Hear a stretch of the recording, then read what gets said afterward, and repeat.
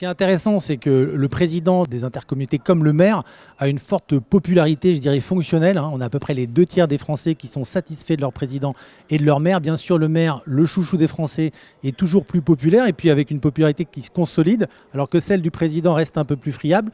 Mais il y a quand même une différence entre cette popularité fonctionnelle et la popularité électorale, puisque quand on demande concrètement aux électeurs s'ils souhaitent la réélection de leur maire ou de leur président, on tombe à un taux d'environ 53 à 56% de souhait de réélection.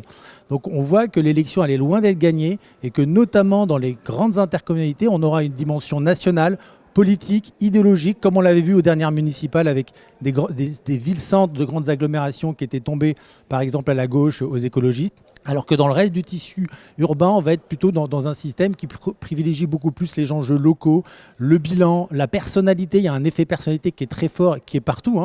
Le maire devient une marque de réassurance dans le cadre du brouillage idéologique un peu généralisé. Mais c'est loin d'être gagné. Quels que soient les élus, il faut qu'ils collent aux besoins et aux attentes des habitants qui sont quand même très sur les enjeux d'environnement, de services au quotidien ou de mobilité.